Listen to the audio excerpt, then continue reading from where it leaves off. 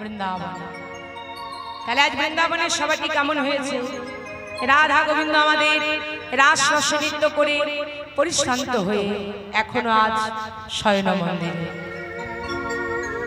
তাহলে আজ বৃন্দাবনের সভাটি কেমন? কি বা রস জাগরণী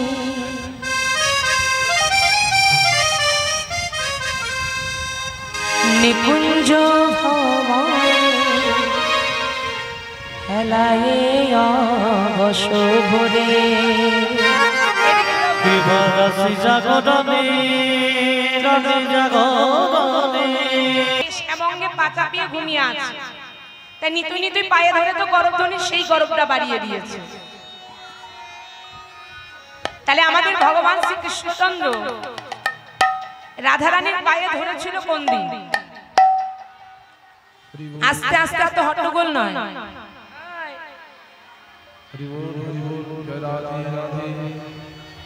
আমাদের ভগবান শ্রীকৃষ্ণচন্দ্র রাধারানীর পায়ে ধরেছিল কোন দিন? কোন দিন জানেন মা?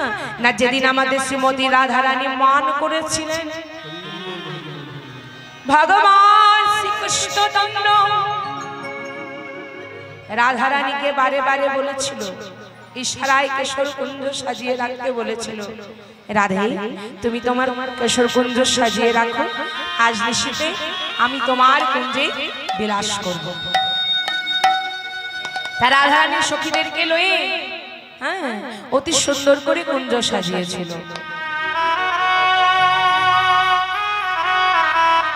অতি সুন্দর করে কুঞ্জ সাজালেন। ওরে ও সখী, ওরে ও ললিতা, ওরে ও বিশাখা, আমার বধূ বলেছি আজ নিশীথে আমার কুঞ্জে আসবে। নে নে নে, অতি সুন্দর করে একটু ভালো করে কুঞ্জ সাজিয়ে। আস্তে এত হট্টগোল নয়। এই যখন রাধারানীর কুঞ্জ সখীরা সাজিয়েছিল, এখানে আমাদের একটা খুবই পরিচিত সুন্দর ভজন আছে। চলুন সর্বপ্রথম আগে আমরা এই ভজন আস্বাদন করি। রাধারানী সখীদেরকে লয়ে কুঞ্জ সাজানোর জন্য বলছে, ওরে ও ললিতা, ওরে ও বিশাখা, নে আজ বধূ আমার কুঞ্জে আসবে, সুন্দর করে কুঞ্জ সাজিয়ে দে।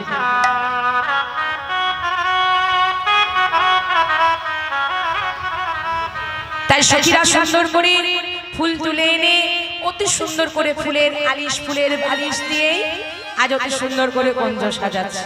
কেমন ভাবে?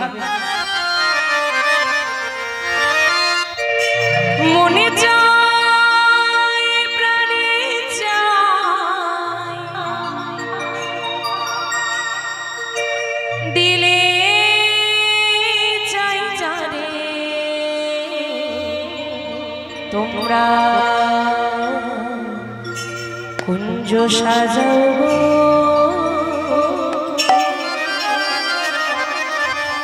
আজ আমার প্রাণ না আসিতে পারে। সবাই কওতালি।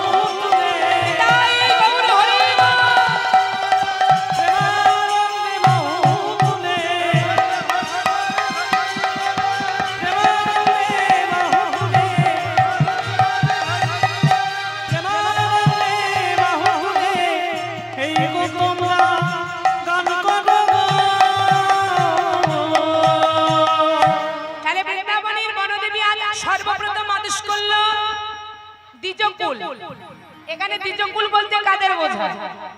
দ্বিজকুল কাদের বলে বাবা? যাদের দুইবার জন্ম। দ্বিজকুল বলতে ব্রাহ্মণ কুলকেও বলে, আবার পক্ষী কুলকেও বলে। তাহলে বৃন্দাবনের বনদেবী আদেশ করছে কাদের জানেন? এখানে দ্বিজকুল বলতে কাদের আদেশ করছে? ব্রাহ্মণ কুলকে নয়, পক্ষী কুলকে। এবার যাই না পক্ষী কুলকে আদেশ করেছে, পক্ষী কুল বলছে না না না না, আমরা তো রাধা গোবিন্দকে কেউ জাগাবো না, কারণ আমরা তো ভালো করে জানি রাধা রানীর সুখের নিদ্রায় আজ কোন সুখ লুকিয়ে আছে। তার থেকে বরং চল আমরা গিয়ে বলে দিই, ও বনদেবী, বনদেবী দেখো তোমাদের আদেশ তো কোনোদিন অমান্য করিনি, তাই কি বলছি জানো, আমরা শোনো, আমরা না কোনোদিন তো তোমার আদেশ অমান্য করিনি, তাই কি বলছি জানো বনদেবী, আমরা জাগাবো না, জাগাবো না, জাগাবো না রাধা গোবিন্দকে, জাগাবো না, ওরা যেমন আছে তেমনি থাকো, রাধা গোবিন্দকে জাগাবো না, ওরা যেমন আছে তেমনি থাকো, রাধা গোবিন্দকে জাগাবো না। তাহলে বৃন্দাবনের বনদেবী পড়লেন চিন্তায়, বলছে কে দেবে তাহলে জাগিয়ে, আমাদের রাধা গোবিন্দকে কে দেবে জাগিয়ে, কারণ এত বেলা হয়েছে, এই মতো অবস্থায় যদি এখনো রাধা রানীর শয়ন মন্দিরে থাকে, তাই এবার বনদেবী আদেশ করছে কাদের, যাদের নিত্য কর্ম, যারা নিতই নিতই রাধা গোবিন্দকে জাগিয়ে দেবে, আদেশ করছে কাদের, সেই সুখ আর শাড়িকে।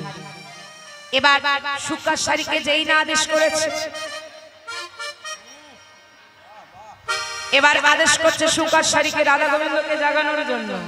কেমন ভাবে, সুখ শাড়ি দুজনে জাগো তো দিতে, অনুধ্বনি সবাই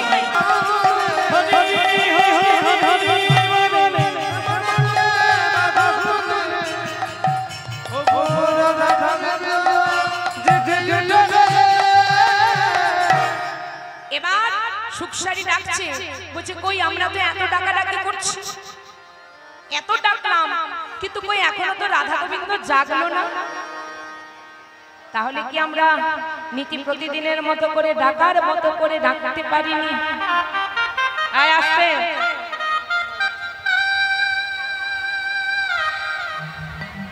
আমরা যদি তাকে ডাকার মতো করে ডাকতাম,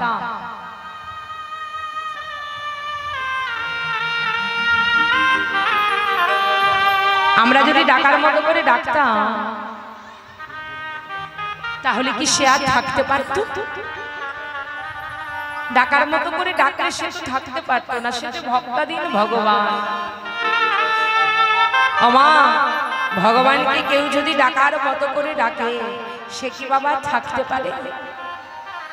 আমাদের ভগবান বলছে, কোন ভক্ত যদি আমায় ডাকার মতো করে ডাকতে পারে,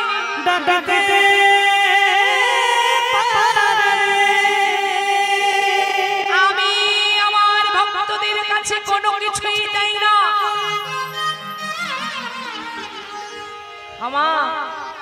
আমাদের ভগবান তার বলেনি যে বাজার থেকে নামি দামি ফল মিষ্টি মিষ্টান্ন এনে আমার সেবা দাও। ভগবান কি আর বলেছে আসতে যে আমাকে বাজার থেকে নামি দামি ফল মিষ্টি মিষ্টান্ন এনে আমাকে সেবা দিতে হবে? ভগবান বলছে জানো, আমি আমার ভক্তদের কাছে কোনো কিছুই চাই না। এই যে আস্তে আস্তে আয়, আস্তে বাবা, সামনে বসেছিস তোরা গল্প করবার জন্য, তাহলে ওই তো সাজিয়ে দাও। তাই গোবিন্দই আমার রাধারানীকে ঘরে ফেরবার জন্য অতি সুন্দর করে সখা বেশে সাজাচ্ছে। কেমন ভাবে লক্ষ্য করবো, হরিণী জয়া চরে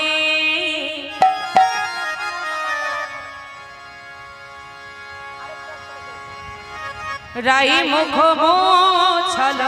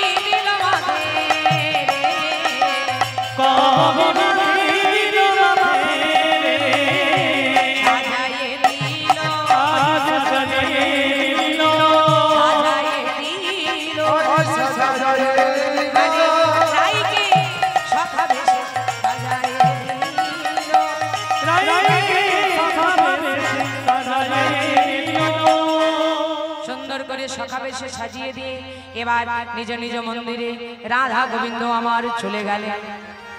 তাহলে রাধা গোবিন্দ এবার নিজ নিজ ঘরে ফিরে গেল। এবার রাধারানী ঘরে ফিরে গেলেন, গোবিন্দ ঘরে ফিরে সুবল বাজাই ঢোলি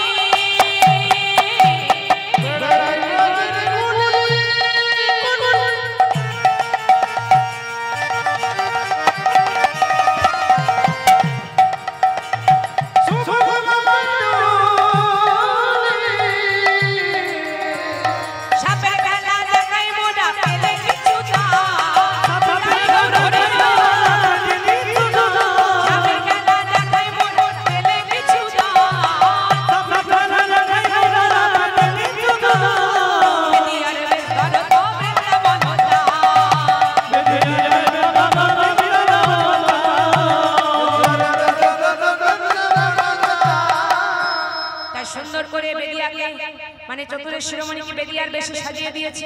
এবার সাপের খেলা দেখাতে যাবে। তা সাপের খেলা দেখানোর জন্য যাবে তারা কোথায়? জটিলা ভবনে। আর সুবল হয়েছে তার ঢোলকিদার। আরে ও সুবল, ভালো করে লোক জড়ো কর, ঢোল বাজিয়ে সাপের খেলা দেখাতে হবে। হ্যাঁ, ভালো করে ঢোল বাজিয়ে লোক জড়ো কর। যত লোক জড়ো করতে পারবি তত আমাদের পাওনা পাতি ভালো হবে। ঠিক আছে? এবার তারা সাপের খেলা দেখানোর জন্য চলে আসছে কোথায়? জটিলা ভবনে। নে নে নে, আর দেরি করিস না, চল ঢোল বাজিয়ে ভালো করে এবার লোক জড়ো কর। তাই আজ সুবল ঢোল বাজিয়ে লোক জড়ো করছে সাপের খেলা দেখানোর জন্য।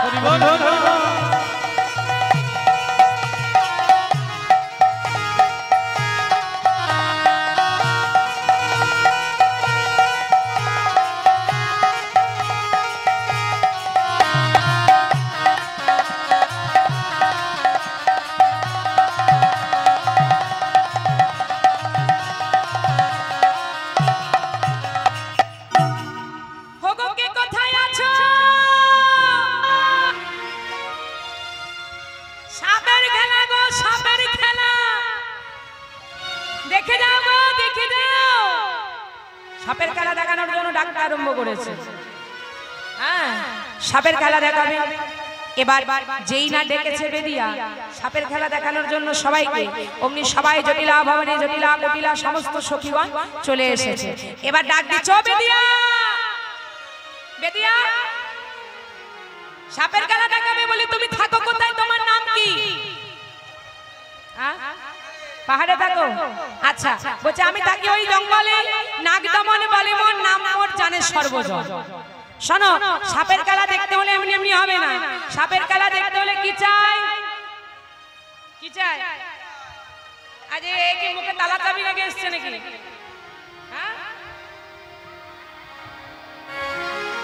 মুখে চাবি লাগানো আছে।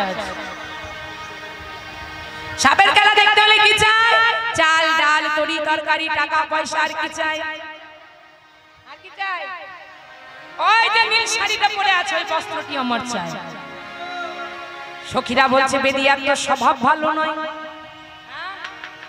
আমরা এতজন থাকতে নয়ন গেল আমাদের রাজনন্দিনী রাধারানীর কাছে।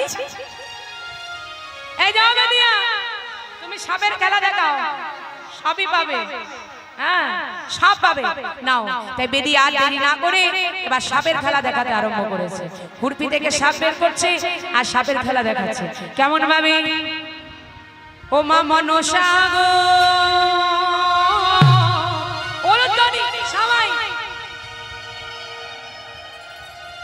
আমি বন্দিলাম তোর চরণ। ও মা মনসা